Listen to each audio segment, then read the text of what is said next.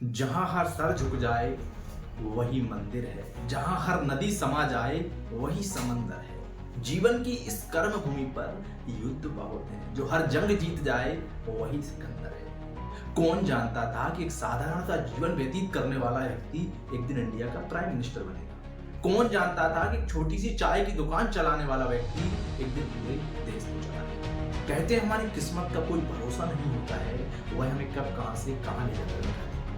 और वही हुआ आज जो स्टोरी हम बताने वाले हैं उनके साथ। तो राधे राधे मित्रों, स्वागत है आपका एक बार फिर से आपके अपने YouTube channel around the peoples में। और मैं हूं आपके साथ।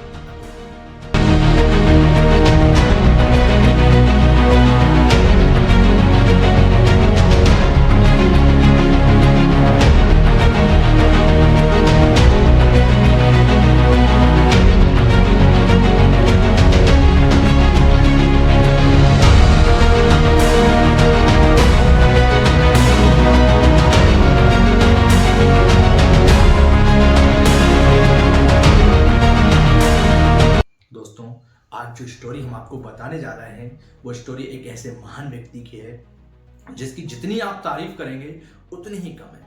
उनके संघर्ष की कहानी ऐसी संघर्ष की कहानी है जिसको कोई बयां नहीं कर सकता है। एक छोटी सी वीडियो के माध्यम से आप और हम किसी की पूरी लाइफ को नहीं बता सकते हैं, लेकिन हमने कोशिश करी है कि हम इस वीडियो के माध्यम से उनकी कुछ महत्वपूर्ण जो बातें हैं वो आप तक पहुंचा सकें। अगर इसमें कुछ आपको, मेरा एक ही मानना है कि अगर मेरी वीडियो से आपको एक भी शब्द कोई ऐसा लगे जो कि आपको सही लगे तो आप उसको अपनी लाइफ में जरूर यूज करें, क्योंकि मैं हमेशा यही चाहता हूं कि वीडियो का मकसद केवल और केवल चैनल को सक्सेस करना है।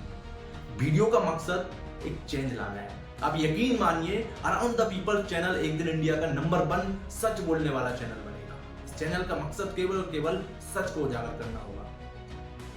अगर आप भी इसी तरीके की और भी रोचक जानकारियों के लिए हमारे चैनल को सब्सक्राइब करते हैं तो आपके लिए प्रॉफिटेबल होगा। तो आइए अब वीडियो में आगे बढ़ते हैं और बताते हैं आपको भारत के वर्तमान प्रधानमंत्री नरेंद्र दामोदर दास मोदी के जीवन की संपूर्ण कहानी। दोस्तों, गुजरात के वडोदरा में मूलचंद्र दामोदर दास मोदी एवं हीराबेन मोदी के यहाँ पर 17 सितंबर 1950 को एक बालक का जन्म होता है। परिवार के द्वारा बचपन में इस बालक का नाम नरेंद्र रखा जाता है।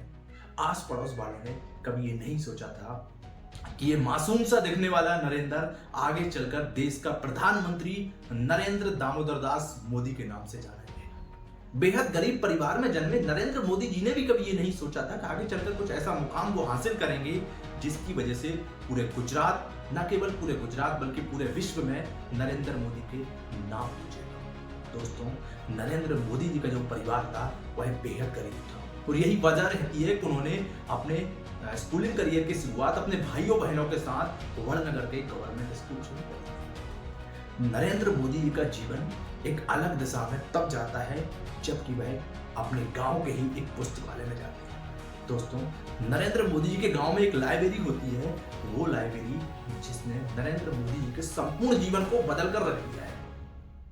मोदी साहब को किताबें पढ़ने का बहुत शौक था। वह उस पुस्तकालय में बैठकर अक्सर उन व्यक्तियों की पुस्तक पढ़ा करते थे जिन्होंने लाइफ में कुछ अलग किया है। स्वामी विवेकानंद को अपना आदर्श मानने वाले नरेंद्र मोदी जी ने जब उनके जीवन के बारे में रिसर्च किया, स्टडी की, तो उन्होंने ठान लिया था कि जब ये लोग उस वक्त कर सकते हैं तो हम आज क्यों नहीं। और वहीं से नरेंद्र मोदी जी के जीवन की अलग शुरुआत हुई। उसी दौरान उन्होंने अपने मन में ये विचार बना लिया था कि आगे चलकर मुझे भी कुछ ऐसा ही काम करना है जिसकी वजह से मेरे देशवासियों को कहीं ना कहीं उसका फायदा मिल सके।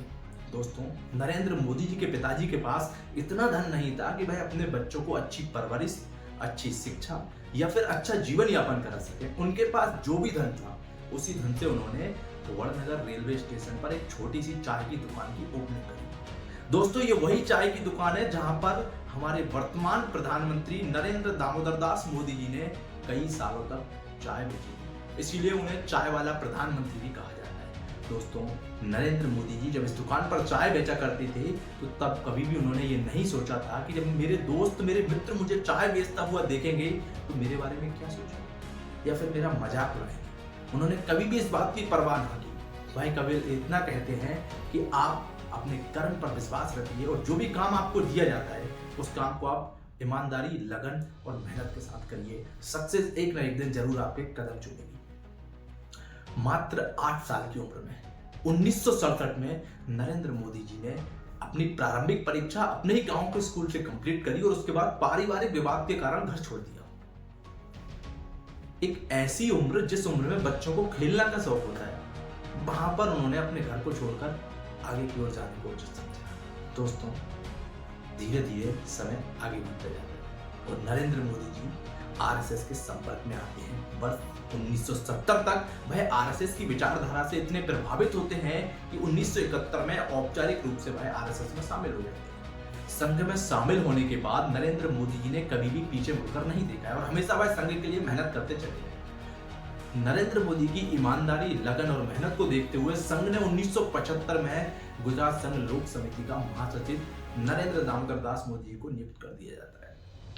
नरेंद्र मोदी जी की जो मेहनत थी वो एक दिन रंग लाई और संघ ने अब नरेंद्र मोदी जी को भारतीय जनता पार्टी को सौंपने का जो है निर्णय लिया। 1985 में नरेंद्र दामोदर दास मोदी को संघ के द्वारा भारतीय जनता पार्टी को सौंप दिया जाता है। 1985 के बाद नरेंद्र दामोदर दास मोदी जी और भारतीय जनता पार्टी का जो साथ जुड़ा था वो साथ आज इस मुकाम पर पहुंचा है कि पार्टी को उन्होंने जमीन से लेकर आसमान तक बैठाकर रख दिया।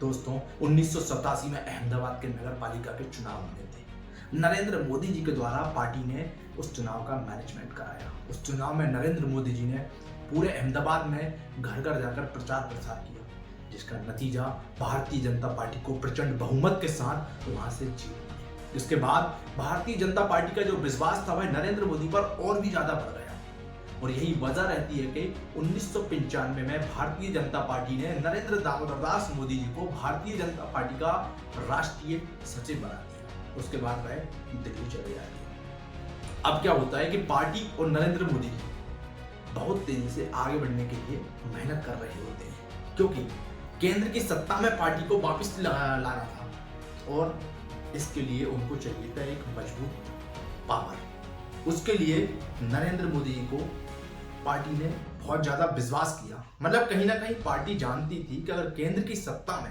भारतीय जनता पार्टी को कोई वापस ला सकता है तो केवल और केवल नरेंद्र दामोदर दास मोदी, क्योंकि पहले ही चुनाव में उन्होंने अपना इतना अच्छा प्रदर्शन करके दिया था जहां से उन पर विश्वास बढ़ना जाहिर था। अब क्या होता है कि 1995 में हिमाचल प्रदेश और हरियाणा में होना था चुनाव विधानसभा। उस चुनाव का प्रचार प्रसार नरेंद्र दामोदर दास मोदी जी के हाथों में सौंपा जाता है और दोस्तों, आप यकीन नहीं करोगे, दोनों राज्यों में भारतीय जनता पार्टी ने प्रचंड बहुमत के साथ सरकार बनाई और यहां से नरेंद्र मोदी जी की छवि भारतीय जनता पार्टी में और भी तेज हो गई है और यही वजह रहती है कि 1995 में ही नरेंद्र दामोदर दास मोदी जी को भारतीय जनता पार्टी का राष्ट्रीय सचिव नियुक्त किया जाता है, राष्ट्रीय महासचिव नियुक्त किया जाता है और उसके बाद पार्टी अब भारतीय जनता पार्टी नरेंद्र मोदी जी के ऊपर और ज्यादा जिम्मेदारियां लेना चाहती है। इस तरीके से नरेंद्र मोदी जी की जो लोकप्रियता थी वह पूरे देश में बढ़ती चली गई और इसी कड़ी में वर्ष 1998 में भारतीय जनता पार्टी ने नरेंद्र मोदी जी को राष्ट्रीय महामंत्री नियुक्त कर दिया। वर्ष 2001 में दिल्ली से गुजरात नरेंद्र दामोदर दास मोदी जी को बतौर गुजरात के मुख्यमंत्री के रूप में भेजा गया। 7 अक्टूबर 2001 एक साधारण से पार्टी कार्यकर्ता की मेहनत रंग लाई और नरेंद्र दामोदर दास मोदी जी ने गुजरात के मुख्यमंत्री के रूप में शपथ ग्रहण करी। गुजरात में मुख्यमंत्री बनने के बाद नरेंद्र मोदी जी के सामने काफी समस्याएं आई। 2002 में गुजरात में जो सांप्रदायिक दंगे हुए थे वही भी नरेंद्र मोदी जी के ही कार्यकाल में हुए थे और भी कई प्राकृतिक आपदाएं थी, लेकिन नरेंद्र मोदी जी ने हर समस्या का सामना किया और सारी समस्याओं का निवारण करते हुए वह आगे बढ़ते चले गए। अकेले अपने बलबूते पर नरेंद्र दामोदर दास मोदी जी ने भारतीय जनता पार्टी को गुजरात में 3 बार सरकार बनाने का जो है अवसर प्रदान किया है। दोस्तों, 2002 के चुनाव में, 2007 के चुनाव में, 2012 के चुनाव में भारतीय जनता पार्टी ने गुजरात में प्रचंड बहुमत के साथ सरकार बनाई, क्योंकि नरेंद्र मोदी जी का जो वहां पर प्रचार प्रसार या फिर मैनेजमेंट या गुजरात का विकास जो था उसको देखकर जनता ने वोट किया था और इस तरीके से नरेंद्र मोदी जी की जो छवि थी वह एक अलग नेता के रूप में बनती जा रही है। गुजरात में नरेंद्र मोदी जी ने गुजरात के विकास में कोई कोर कसर नहीं छोड़ी थी। लेकिन वर्ष 2002 में जो गुजरात में दंगे हुए थे वो उनके राजनीतिक करियर पर एक दाग की तरह है। उन पर आरोप है कि मुख्यमंत्री रहने के दौरान जो भूमिका उन्हें निभाई जानी चाहिए थी वह भूमिका उन्होंने नहीं निभाई। हालांकि 2002 के बाद नरेंद्र मोदी जी के कार्यकाल में गुजरात में इस प्रकार के सांप्रदायिक दंगे दोबारा कभी भी नहीं हुए, लेकिन फिर भी लोग तो सिर्फ आरोप लगाना चाहते हैं, विपक्ष पार्टियां सिर्फ आरोप लगाती हैं। आज गुजरात अगर इस जगह खड़ा हुआ है तो उसका कोई और नहीं है, सिर्फ एक ही वजह है, वो नरेंद्र दामोदर दास मोदी। निस्वार्थ भाव से गुजरात को विकास की ओर ले जाने वाला एक नाम नरेंद्र दामोदर दास मोदी अब पूरे देश में पूजनीय है। भारतीय जनता पार्टी में अगर किसी सबसे ज्यादा चर्चा किसी व्यक्ति की होती थी तो वो होते थे नरेंद्र दामोदर दास मोदी। नरेंद्र मोदी जी के गुजरात के विकास को देखते हुए, गुजरात की चुनाव रणनीति को देखते हुए भारतीय जनता पार्टी ने वर्ष 2013 में अपने प्रधानमंत्री पद का उम्मीदवार नरेंद्र मोदी जी को घोषित कर दिया। हालांकि इस फैसले से भारतीय जनता पार्टी के कई वरिष्ठ नेता असहमत थे, लेकिन पार्टी को पूरा विश्वास था कि केंद्र की सत्ता में अगर कोई उन्हें वापस ला सकता है तो वो केवल और केवल नरेंद्र दामोदर दास मोदी जी थे। जिस तरीके का विश्वास पार्टी ने नरेंद्र दामोदर दास मोदी जी पर किया था, उन्होंने उसे पूरा बखूबी तरीके से सच करके दिखाया है। अकेले अपने बलबूते पर 2014 के चुनाव में नरेंद्र मोदी जी ने भारतीय जनता पार्टी को प्रचंड बहुमत दिलाया।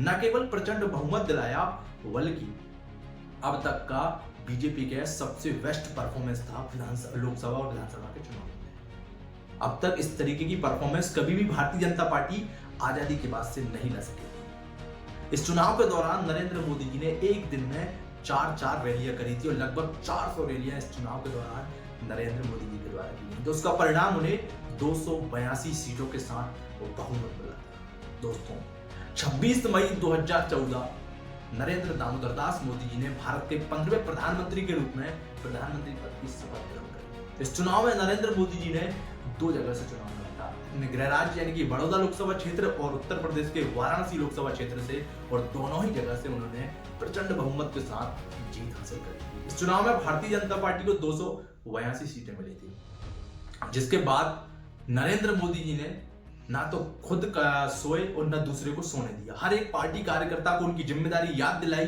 और हर एक पार्टी कार्यकर्ता को यह बता दिया कि आप केवल और केवल जनता के सेवक हैं, जब मैं कर सकता हूं तो आप क्यों नहीं। और यही वजह रहती है कि एक बार फिर से 2019 के चुनाव में भारतीय जनता पार्टी ने नरेंद्र मोदी जी के चेहरे पर ही चुनाव लड़ना उचित समझा।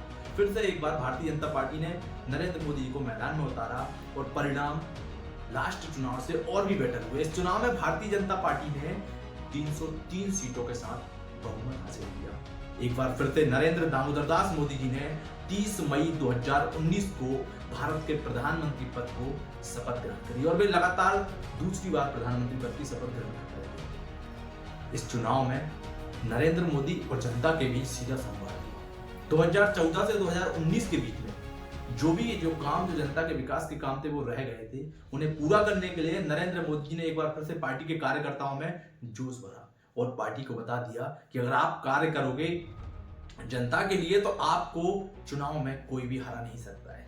दोस्तों, 2024 के चुनाव में एक बार फिर से भारतीय जनता पार्टी नरेंद्र मोदी जी के चेहरे पर चुनाव मैदान में उतरती है।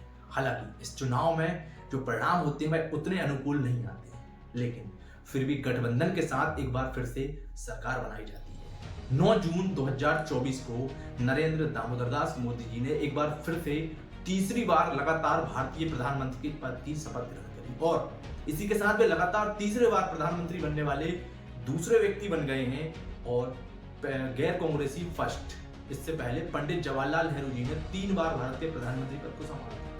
दोस्तों, इस चुनाव में नरेंद्र मोदी जी का मानना है कि कहीं ना कहीं क्षेत्रीय लेवल पर कुछ पार्टी कार्यकर्ताओं के ऐसे काम रहे हैं जिसकी वजह से पार्टी को कम सीटें मिली। इस चुनाव में केवल 242 सीटों के साथ ही नरेंद्र मोदी जी को बहुमत नहीं मिल पाया था और गठबंधन के बाद सरकार बनी थी, लेकिन उन्होंने फिर से भरोसा दिलाया है कि अगले आने वाले 5 साल में भारतीय जनता पार्टी हर क्षेत्र में विकास करेगी और उसका परिणाम आपको अगले चुनाव में देखने को मिलेगा।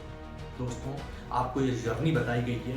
ये जर्नी शुरुआत हुई थी नरेंद्र नाम के एक साधारण से बालक से और इस जर्नी की जो आज रनिंग चल रही है वो नरेंद्र दामोदर दास मोदी जी के नाम से चल रही है। ऐसा कोई विपक्षी नेता नहीं है अभी के टाइम पर जो उन्हें टक्कर दे सके या खुली चुनौती देकर पार्टी को वापस लाने की कोशिश कर सके।